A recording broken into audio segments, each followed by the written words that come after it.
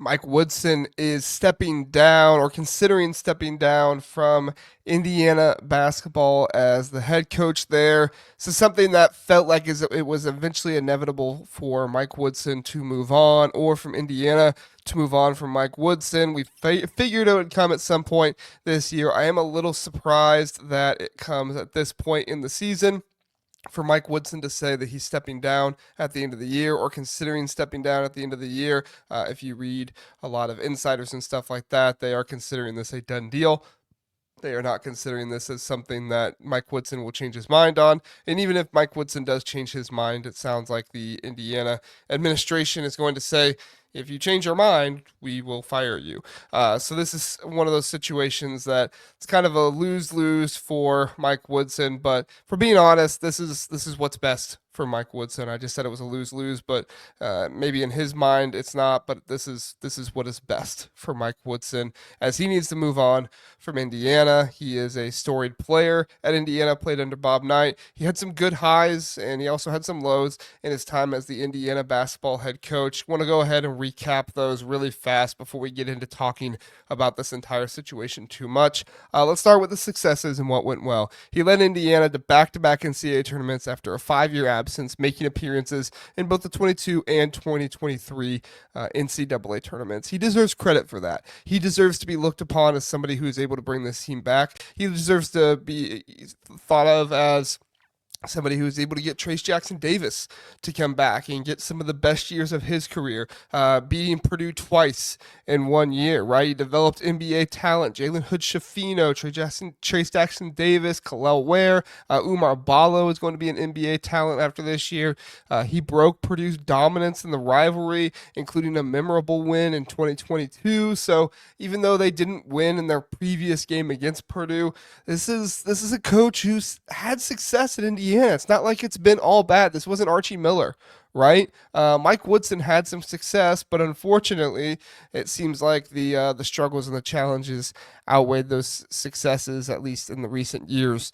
They did, as he consistently struggled against high major teams, 28 losses by double digits. He lacked postseason success, failed to get past the round of 32 in the NCAA tournament. With a player like Trace Jackson Davis on your team, and Jalen Hood-Schifino, who was a future NBA guard, that's really tough to swallow. It might not be fair, and oftentimes it's not fair to coaches, but this is a situation where fans have expectations based on the roster and the players that are on their team, and Mike Woodson wasn't able to deliver with some of those players to the expectations that Indiana fans had. Right or wrong, if those expectations are right or wrong, he wasn't able to deliver, at least in that area. He did have some recruiting struggles as well. He missed on key in-state recruits like Braylon Mullins and Jalen Harrison, I think it was. Yeah. He missed on some guys like that. You would have liked to see him be able to land. Um, Liam McNeely, he decommitted last year. He was able to get Bryson Tucker this last year as well, who's a 5-star, but his development seems to be stunted as he doesn't appear to be getting better throughout the season like you hope he would. And it doesn't help when you look over and see Liam McNeely playing as well as he was. I believe I don't know if he's back from his injury yet. I haven't watched UConn lately, but he did get injured, but still there was a portion of the season where he was playing really, really well for UConn, and that has to be tough for Indiana fans to watch, as they did think he was coming to Indiana. And ultimately this all explodes into fan frustration, especially in that Illinois game when there was public booing, chants of fire Mike Woodson, raining down from the student section and eventually the rest of the crowd during a 25-point blowout loss to Illinois at home.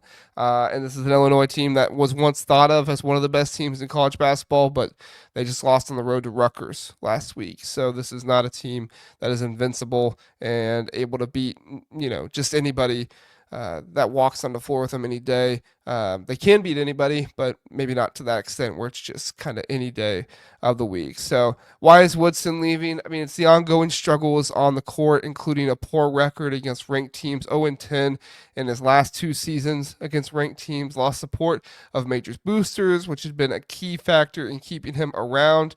these seasons. I mean, when you are somebody who's a beloved player, who is in line with the tradition of the school with Bob Knight, you're going to be looked upon favorably. But eventually, when you lose those boosters, that's kind of where you lose it all. The team's disappointing performance this season, currently 14-9 overall, 5-7 in Big Ten play, and they are at pretty major risk of missing the NCAA tournament this year. Woodson potentially retiring rather than being fired is much better for him. I think that framing the exit this way is a smart decision for Mike Woodson. The Mike Woodson story arc and the Juwan Howard story arc last year too is one of the reasons why, at least in college basketball and somewhat in in football as well, but at least in college basketball more primarily, I don't like former players coming back and taking the head coaching jobs. I like for those guys to be just more kind of figures of the fan base, somebody that is able to support the program with their time, with their efforts, kind of on social media, stuff like that. Obviously, Mike Woodson was somebody that wasn't going to get on social media a ton, but as far as I'm concerned, this is one of the ugly parts of the game where you have a beloved player who did so many great things at the university. Then he comes in at coaches. He does pretty good, but then obviously he falls off. And I'm not one that blames the fans, right? I've said it on here before. I don't think it's bad for fans to have expectations. I think it's good. I think that is how a program is able to weed out what is not able to go well. Now, sometimes it cannot be great. You did have Tom Crean, who was doing pretty well for Indiana, but most Indiana fans would argue and say it was his time to go. Maybe it was, but maybe he would have turned things around too. I tend to believe what Indiana fans say, that it was his time to go, but there's also the other argument out there that we have to acknowledge as well, that he could have turned things around. I'm not trying to get into a fight about Tom Crean or anything like that. Point is, what I'm saying is that it's good for fans to have expectations. Now, can those expectations be too much? Sure, happens all the time. But it's good for fans to expect something out of their program, because otherwise you turn into a program that just doesn't care, and then you don't have butts in the seats, and then you don't have any tradition, and it turns into a situation where you're just trying to find any lower level coach you can come in and hopefully do something for your program. That's not the situation Indiana finds themselves in, because with Woodson leaving, they are going to go for the home run, right? They're going to go out there and try to hire the home run candidates, right? Brad Stevenson is the one that every Indiana fan will tell you. I mean, that's like the white whale that they want more than anything. I still don't think Brad Stevens is leaving his Celtics president of basketball operations role. It's very unlikely that he returns to college coaching, and if he would return, it's unlikely that he would return, really at all. But what are the chances he goes to Indiana? I know there's history there and everything, but still, just not a great situation. Dusty May is another one. He's somebody that I always thought would be good at Indiana. He was, I believe, a team manager under Bob Knight when he was there. He's the current Michigan coach, and he's actually going to be there Saturday when they play against Michigan. He was a former basketball manager, known for his success at FAU when he was able to get to the Final Four, and he made the tournament last year as well. He did lose in the first round to Chris Collins and Northwestern, but he made the tournament last year as well, so you have to give him credit there. And looks like he's going to make the tournament and have a pretty good seed this year with Michigan as well. He did a good job of finding players out of the portal, bringing them in, playing a unique style of basketball with Danny Wolf and Vlad Golden, two 7-footers out there together. I'd be totally on board. If I was an Indiana fan, I'd be totally on board with Dusty May. That's somebody you want to bring in. Do I think Dusty May wants to be the coach of a team with all eyes on him? Maybe. I mean, he's not really that like that lightning rod of a coach. Maybe he would want to do that, but he doesn't really strike me that way. So, but still, it's the draw of Indiana, right? It's one of the reasons why I didn't want Ohio State to hire him when they were going through their coaching search. Now, that was probably pretty stupid of me, looking at what he's done at Michigan. You take somebody who can do something like that, even if they have the risk of, Indiana hiring him away. But as far as I'm concerned, I can't see Dusty May leaving Michigan. Maybe in a couple years or something like that if things aren't going as well. But mean, they've started off his career very well there. I can't imagine he'd leave. Chris Beard is another name that gets talked about out there. Proven winner, multiple schools, carries some off-court baggage due to legal issues at Texas and stuff like that. But in this day and age, a lot of coaches have some kind of issue behind the curtains of stuff that's going on. So you try to hire somebody, and they're almost always going to have something like that. So as far as I'm concerned, if you can bring somebody in to win, that is what you need to do. Right, that's what you need to make happen. And if Chris Beard is willing to come in, he's willing to pick up that phone and answer the call. You need to go after him. Two more like big time, and I'm not suggesting any of these guys are going to take the job, but these are just two more big time coaches that I think Indiana has to call. Right, they just have to call and see what they say. Mick Cronin, UCLA. Scott Drew, Baylor. Baylor is in the Big 12, which is becoming a little bit less of a conference than like the Big 10 nowadays. It's not been, fantastic at Baylor ever since their national championship. It's not necessarily been bad, but it's not, been national championship level since then. So does Indiana want to bring him in? I think so. He's a veteran coach with experience, but Mick Cronin, like I said, is the other one. I know Indiana fans probably wouldn't be ecstatic about that, but he's a proven coach. He wins, right? He had his bad year last year, and he was able to address it with the transfer portal. And UCLA is a school that doesn't have the most NIL in the world, and they will keep the NIL from you if they don't think you're doing well. Indiana does have the NIL. So what could Mick Cronin do with a roster like what Indiana has this year? I think he'd probably do pretty well with it, in my opinion. But I also understand he's a bit of a controversial player or a controversial coach, and I'm not sure Indiana fans would love him. A little bit of an interesting one that I think maybe they would go after. And honestly, I think he would pick up the phone, and I think he would deeply consider it. Obviously he's going to want the Duke job more than anything else, but it doesn't look like that's coming open anytime soon. What about Chris Collins? Chris Collins might possibly be somebody that would take that.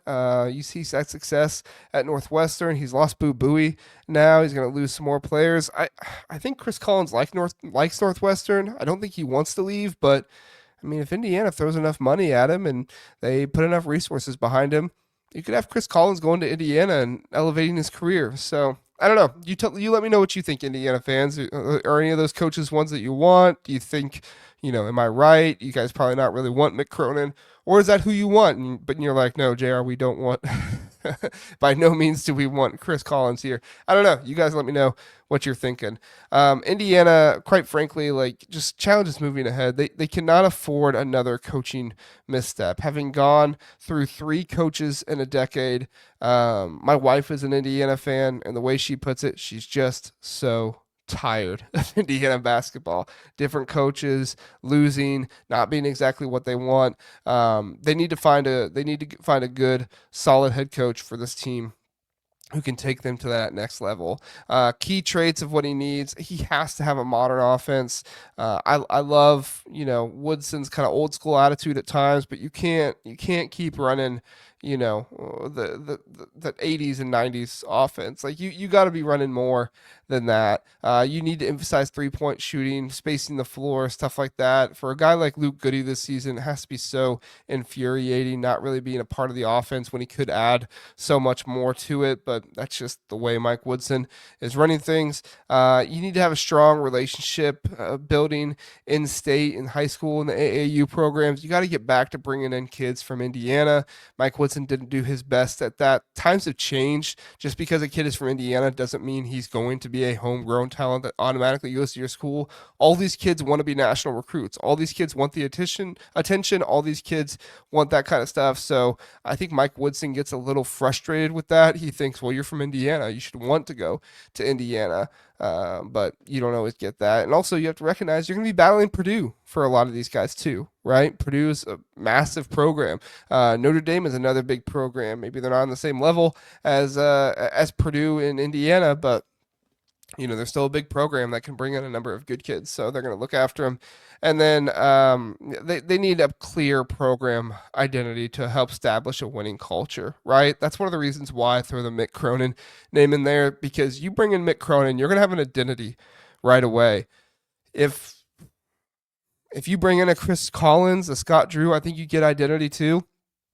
But I think you get a clearly defined identity that the fans can get behind if you bring in a guy like Mick Cronin. And I think that's what something that also needs to be considered heavily for this Indiana team next year is who can we bring in? Who can we have establish a clear identity to go after in recruiting, stuff like that. Indiana did have that a little bit with their big men, how Mike Woodson was able to develop them, but the identity quickly turned into can't shoot threes, very basic old school offense, which is not great. So that's all I got for you guys on Mike Woodson.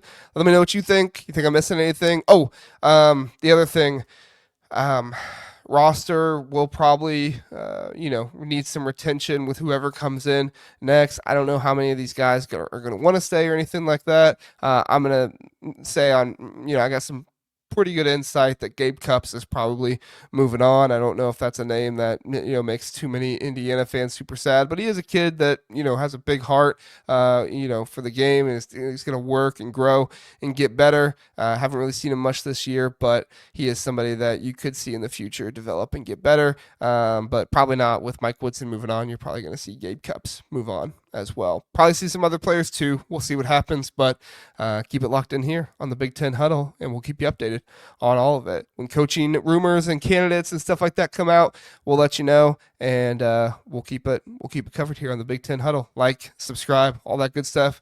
Appreciate it. Have a good one.